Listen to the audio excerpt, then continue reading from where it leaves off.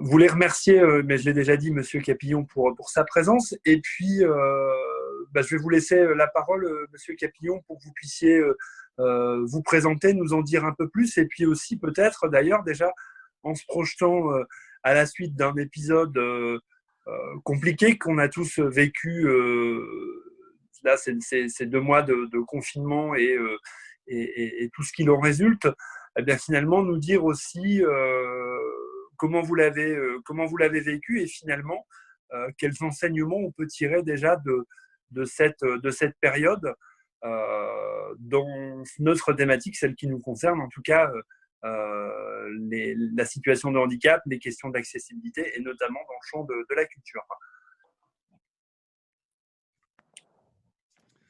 Oui, merci. Vous m'entendez? Oui. Oui, tout va bien. Bonjour à toutes et à tous. Bon, juste pour me présenter, donc Claude Capillon, je suis maire de Rosny-sous-Bois depuis maintenant 10 ans. Je suis élu à la ville de Rosny depuis 25 ans et président du territoire Grand Paris Grand Est. C'est le territoire qui regroupe 14 villes et à peu près 400 000 habitants. Donc, merci d'avoir organisé cette visioconférence sur un thème qui me paraît primordial dans nos villes. Et lorsque d'ailleurs je regarde le titre de cette visioconférence, Accessibilité pour tous, décision publique, quels sont les obstacles? Je me dis que 15 ans après que la loi a été votée, on en est encore à parler des obstacles. Donc ça veut dire que le travail est encore long et que la route est encore sinueuse avant d'avoir pris conscience que le handicap était comment mettre en place tous les outils pour permettre à tous les handicaps de pouvoir travailler, se véhiculer, se mouvoir dans une ville. Et c'est vrai que la pandémie qu'on vient de vivre, pour moi, il y aura un avant-Covid et un après-Covid sur beaucoup de sujets, que ce soit dans le domaine économique, dans le domaine social, dans le domaine du développement durable.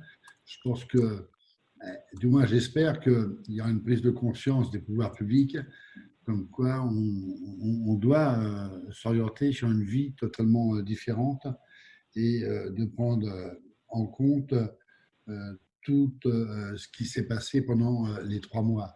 Je pense que le monde a pratiquement plus changé en 3 mois qu'il a pu changer en 10 ans de temps. Et si on ne prend pas conscience de ça, c'est-à-dire qu'on va refaire les mêmes erreurs dans quelques mois parce qu'on aura oublié que la pandémie, elle n'est pas arrivée comme ça d'un seul coup et qu'elle risque de se reproduire sous différents effets.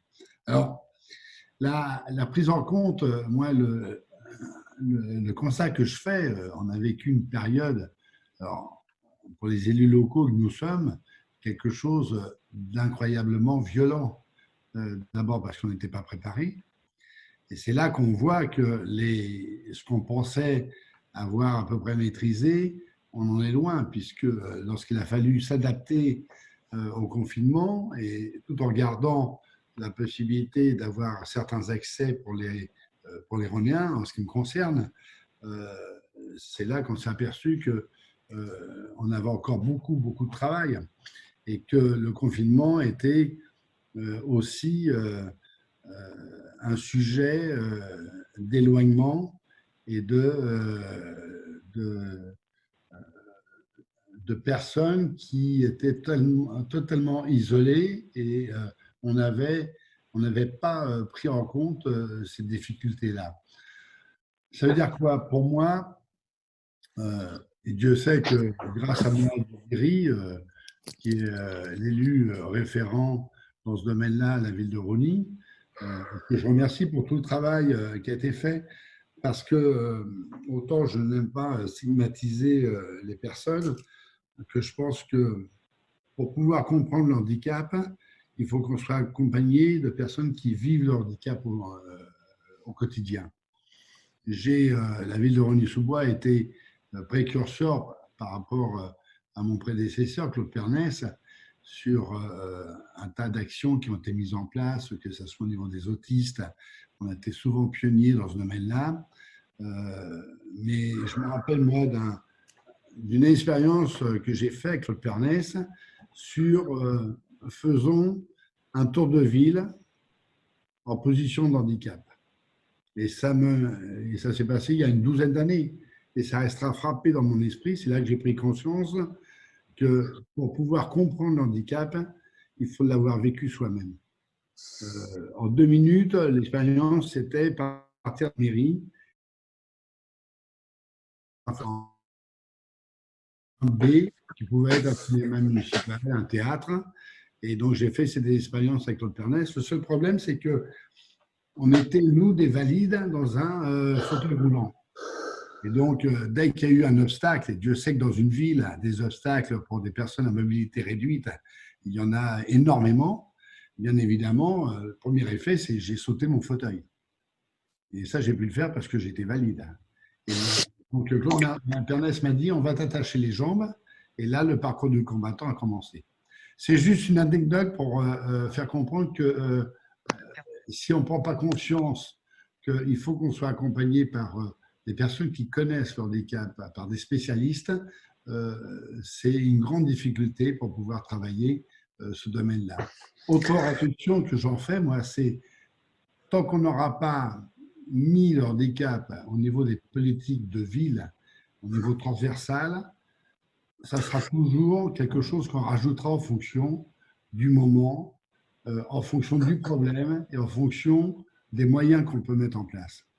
Pour moi, c'est une politique qu'on doit mettre en place qui est totalement transversale, puisque ça doit aussi concerner tout ce qui est du domaine de la culture, du sport, du développement durable, des voiries, au niveau des ADAP. Donc, on a encore beaucoup de chemin à faire. Maintenant que j'ai lu le document de l'agenda 22, je me retrouve totalement dans les propositions qui sont faites parce que généralement, moi je me rappelle très bien de la loi lorsqu'elle était promulguée et je me rappelle aussi que beaucoup de villes demandaient des moratoires de façon à pouvoir retarder la date de mise en place de la loi de 2005. Ce qui m'avait assez frappé à l'époque. J'avais fait un colloque avec le ministre du Logement à l'époque, Benoît Apparu, et ça me paraissait totalement fou de dire, bon, bien sûr, il y a une loi qui a été votée, mais donnez-nous un peu plus de temps parce que on n'a pas les moyens. Ça veut dire que c'est pratiquement une politique qu'on est obligé de mettre en place, mais elle n'est pas obligatoire. Et à l'époque, on était très peu de villes à avoir mis des vrais budgets dans les actions à mener en termes de handicap. Je ne vais pas être plus long que ça. Pour moi, c'est une nécessité de revoir tout le processus de chaîne pour traiter le sujet de tous les handicaps au niveau d'une collectivité ou au niveau même d'un territoire.